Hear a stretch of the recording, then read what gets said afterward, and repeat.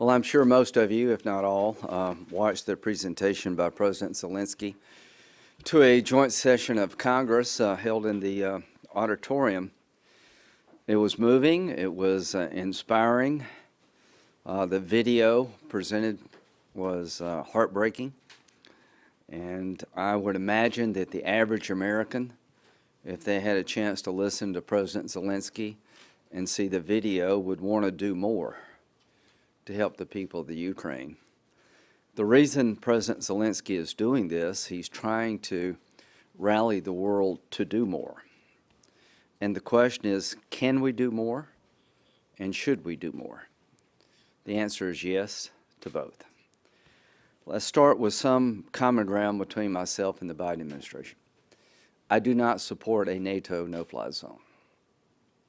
I understand the need from the Ukrainian perspective to stop the bombardment. It appears to me that Ukraine is holding its own on the ground. The big difference is air power, planes and missile attacks that have really been punishing to the Ukrainian people. But when the President and his team indicate that that would be an escalation that would involve the potential conflict between NATO members and Russia, he's right. That calculation may change in my mind about a no-fly zone, but as of right now, I support the President's decision not to go down that road, and I know that is hard for a lot of people to hear here at home and very disappointing to the Ukrainian people. But we have to make decisions based on our national security interest and not just emotional decisions. But I do believe it is in our national security interest to meet the request of the Ukrainian president to allow him, the Ukrainian people, to establish a no-fly zone. So while I oppose a NATO no-fly zone, I support enthusiastically the sending of MiG aircraft from Poland to the Ukrainian Air Force so they can be more competitive in the skies, and missile systems that are in abundance that could neutralize the Russian air advantage. They're S-100, 200, and 300 systems in former Soviet bloc countries, now members of NATO, that could be injected into the Ukrainian military that I think would help them maintain or regain control of their skies, or at least be competitive in the air. The MiGs. This has been a source of contention. It's sort of taken a life of its own, and this is a moment in history that everybody will be watching and judging how this unfolds, and we have a chance in real time to make a difference. On March 6th, on Face the Nation, Secretary Blinken was asked by Margaret Brennan, if, for instance, the Polish government, a NATO member, wants to send fighter jets, does that get a green light from the U.S., or are you afraid that will escalate tension? Secretary Blinken's reply, no, that gets a green light. In fact, we're talking with our Polish friends right now about what we might be able to do to backfill their needs if, in fact, they choose to provide these fighter jets to the Ukrainians. That was the position on March 6th. About 3 or 4 days later, I think March 9th, the position of the Biden administration was that the jets would be escalatory. I am urging the Biden administration to reconsider sending the MiGs, as well as additional air defense capability. I believe there's an overwhelming bipartisan support for that idea. I want to thank Senator Schumer and McConnell for allowing the war crimes resolution to go through the Senate yesterday unanimously, and President Zelensky mentioned that. So what we do here is followed by the good guys and the bad guys, and the fact that we could get a resolution through the United States Senate supporting an investigation of Putin and his military commanders as war criminals is very pleasing to me. I think it's sending the right signal at the right time, and Senator Schumer's remarks about the resolution are right on. I have talked to Democratic senators in the last 48 hours, and I think there's more than a handful of Democrats that would like to do something with the jets. So the bottom line is, while NATO no-fly zone seems to be a bridge too far for me and the administration, there is bipartisan support for sending a package that includes fighter jets and air defense systems to the Ukraine immediately so that we can have a Ukrainian no-fly zone manned by Ukrainian pilots and manned by missile systems in the hands of the Ukrainian military. So I have a resolution that I will introduce this afternoon, a sense of the Senate resolution urging the Biden administration to make the transfer of the 28 MiGs in question and to send additional air defense capability that we possess in NATO to allow the Ukrainians better to defend their skies. The state of play of the war, I think the Ukrainian military has exceeded every expectation. I think the Russian military has been underwhelming. Thousands of people have died in this conflict. I do not believe the Russian military's heart and soul is in this endeavor. How does this end? We cannot let Putin get away with this. After 20 years of murder and war crimes and thievery, it's led to this moment. Every time he did something outrageous, the world complained, but not enough. And now he has crossed a Rubicon where there is no going back.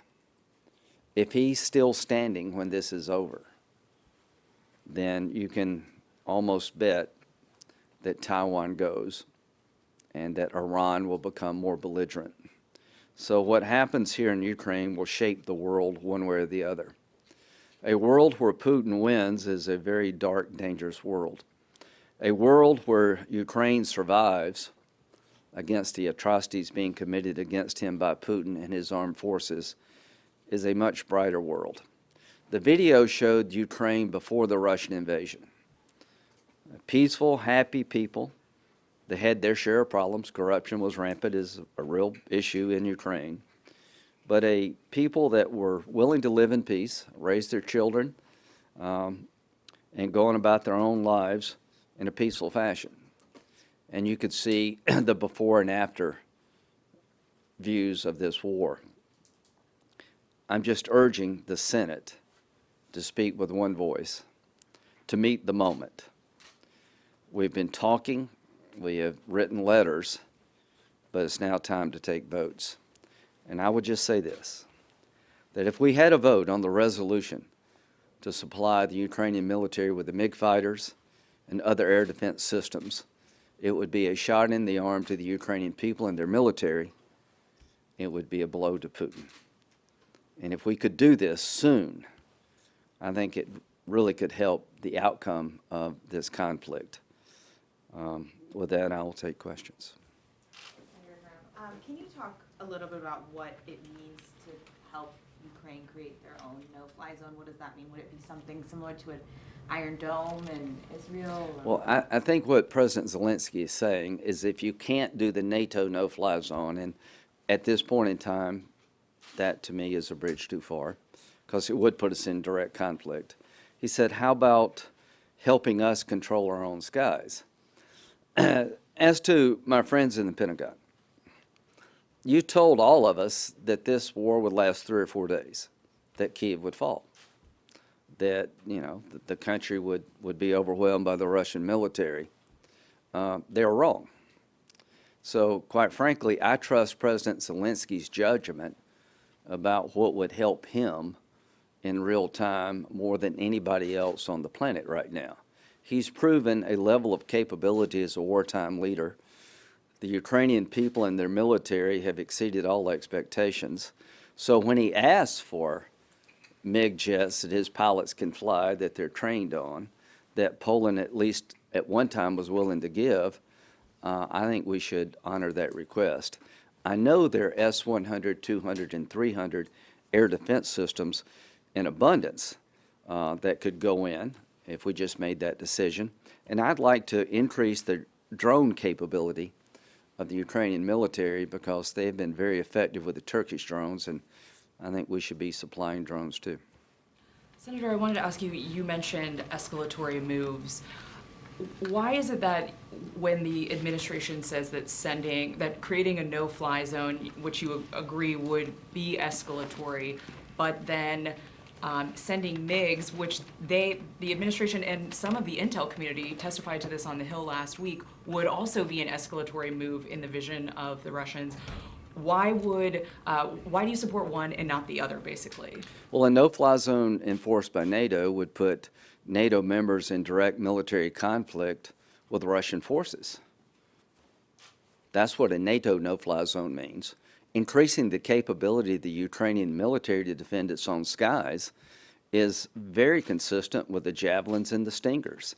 Even if we're the ones giving them Yes, those planes? yes. These are not our MiGs. We don't have any MiGs. So these are Polish jets that are willing to be given to the Ukrainians that they can fly. It's a distinction that doesn't make sense to me. On March 6th, we're okay with it.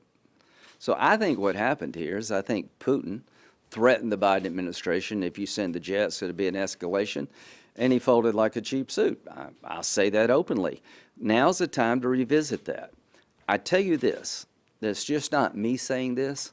I am convinced if my resolution had a vote on the floor of the United States Senate, it would pass overwhelmingly, well north of 60 votes, with strong bipartisan support, because most of us see the distinction between NATO being directly involved and helping Ukraine with reasonable capability improve their own air defense system. This idea that somehow 28 MiGs in the hands of the Ukrainian Air Force would lead to an invasion of Russia by the Ukraine is nonsense. And the people who are telling me it's escalatory apparently didn't say much on March 6th when we green-lighted it. What changed? I think what changed between the 6th and the 9th was that Putin weighed in and backed the Biden administration down. We cannot let Putin determine what we do in terms of military assistance, economic assistance, and I think that's what we're allowing to happen. Do you still stand by your call to have Putin be assassinated? Hmm? Do you still stand by your call? Yeah, I hope he'll be taken out, one way or the other. I don't care how they take him out. I don't care if we send him to The Hague and try him. I just want him to go. Yes, I'm on record. Please understand, Senator Lindsey Graham, and if John McCain were here, he'd be saying the same thing, I think. It's time for him to go. He's a war criminal. I wish somebody had taken Hitler out in the 30s.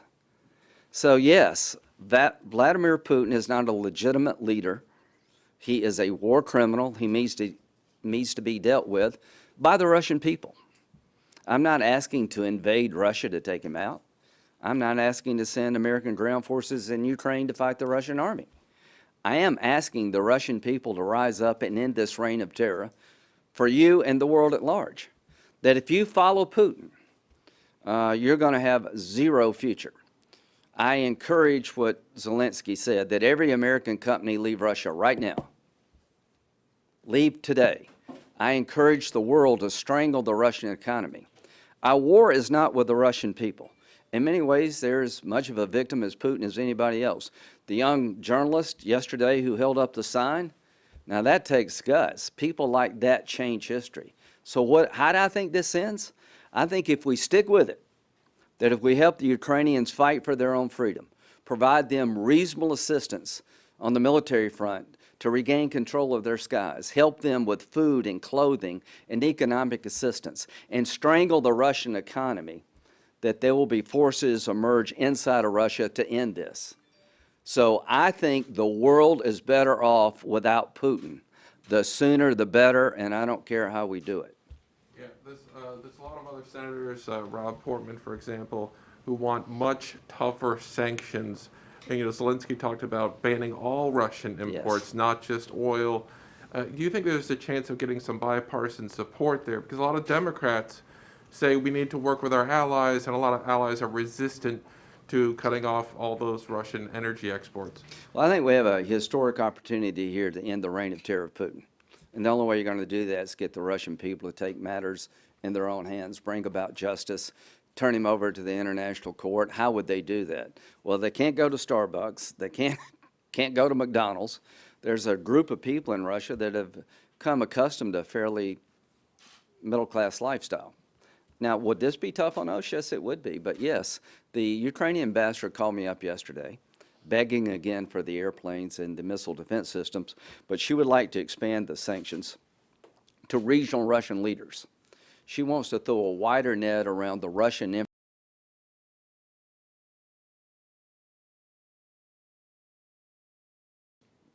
to a larger group of Russian officials. I will also see if we can expand the sanctions in a wider way in terms of just all economic activity. We need to isolate Russia as the pariah state that it's become. You've said a number of times during this press conference that you don't support a NATO-imposed fly Right. zone as of yet. I'm wondering if you could talk a little bit about what would have to change on the ground in Ukraine for your position on that to change, specifically things like Yeah. chemical weapons attacks, anything else. Yeah. What would have to change? If there were a chemical weapons attack, I would change my mind. Anything else, or I mean, other? That's the one that comes to mind right now. Were you disappointed a majority of Senate Republicans opposed the Ukraine aid package last week in the omnibus? What did you think of that? I think that vote was probably tied to the overall funding of the government. I think if you'd had a separate vote on that, it would have been overwhelming. But your point is well taken. You know, we live in difficult times.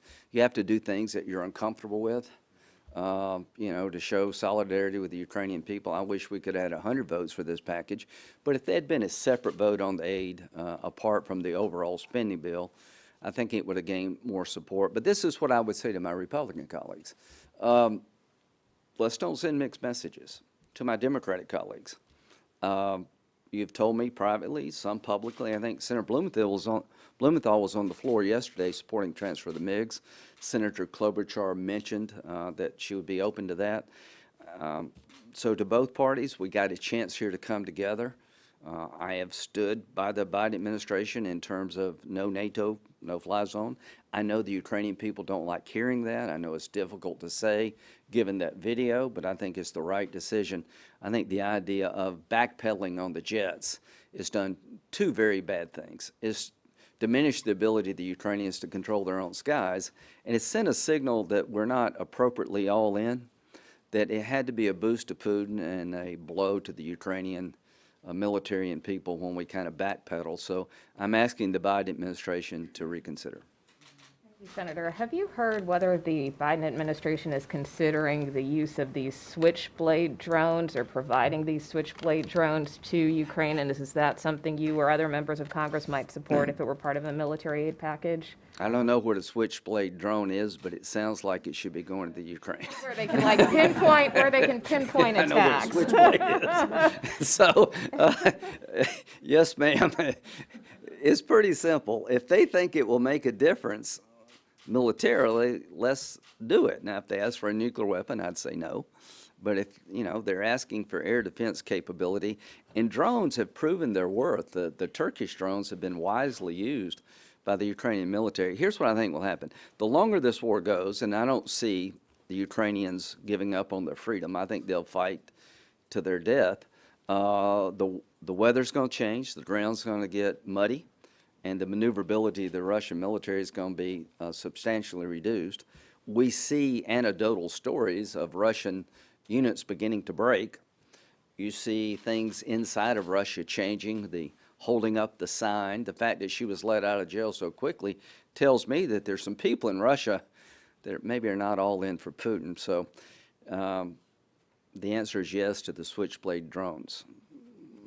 Can I follow up on? Well, yeah, you've had one. I'll get right back to it. The jets aside, there's some reporting this morning, and some leaders on the Hill have been saying that air defense systems are on the way to Ukraine now. Are you briefed on that? I'm getting a briefing this afternoon at 3:30, and I appreciate that, and I hope that's the case. All I can say is that the request for the air defense systems has been out there for quite a while. We made a mistake as a nation not imposing pre-invasion sanctions. Everything would be provocative. I thought if you told Putin up front, here's what comes your way, he might be less likely to do this. Uncertainty is a bad thing when you're dealing with bullies. The Chinese. Now, there's a report out that the Chinese are going to be all in helping Putin. I would expect that to be true. Birds of a feather tend to flock together. So if the Chinese begin to help Putin economically and militarily, then I think we should write down what we would do to the Chinese economy and let them read it for themselves. This idea of serious consequences is not enough. Let's don't make the mistake we made with Russia with China.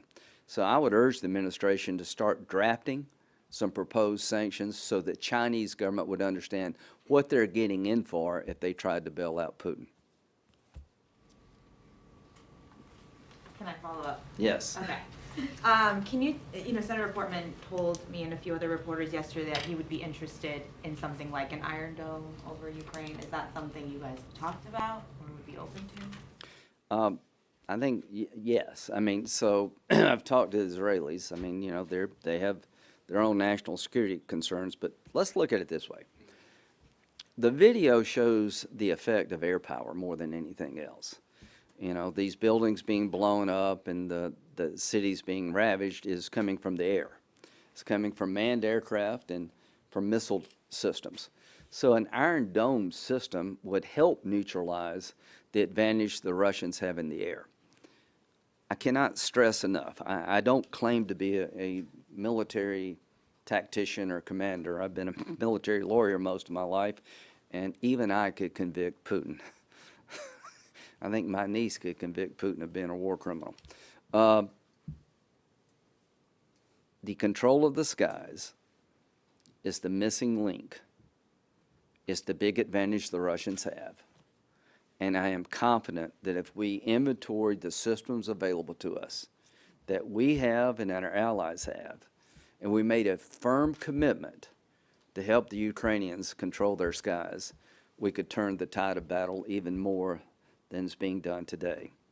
What's missing here from the Biden administration is that they're worried about what Russia may do if we do something. Russia needs to be more worried about us helping the Ukraine. We're not going to have a nuclear exchange over this. This is a bluff by Putin. If we let him threaten nuclear retaliation every time we get in a disagreement, he owns the world. I am confident that he may be a murderer, but he's not suicidal. And I'm even more confident that the Russian people, particularly the general staff, is not going to commit mass suicide to help Putin, because nobody wins a nuclear exchange. So there's a moment in history here, a moment on the battlefield, that if we went all in providing switchblade drones, Iron Dome type systems, 28 fighters, maybe never in the history of warfare has 28 planes meant so much to so many. That really is such a small contribution. To borrow a turn of phrase from Churchill, the Battle of Britain was won by brave fighter pilots against all the odds, going up day after day, being able to hold off the Germans. 28 planes. Will it turn the tide of the air battle? I don't know.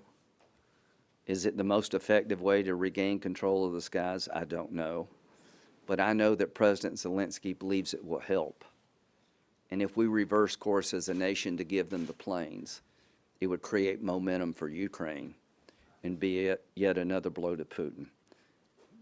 Last question. One more follow-up about the transfer of the MiGs. So part of what the administration said last week was that the Polish government was basically asking the planes to be transferred to Ramstein, and then then the Ukrainians could get the planes. Is there a way that you see for Yeah, I'm not so Ukrainian- sure that's the best way of doing it.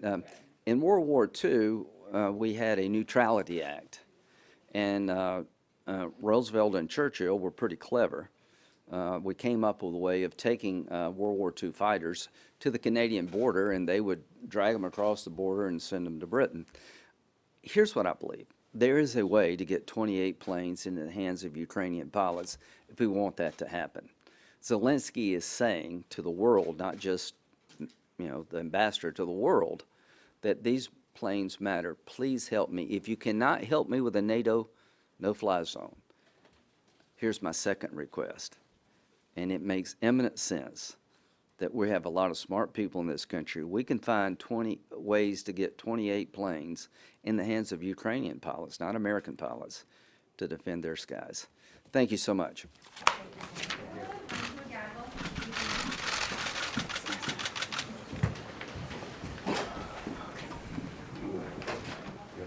I'm with you. I understand.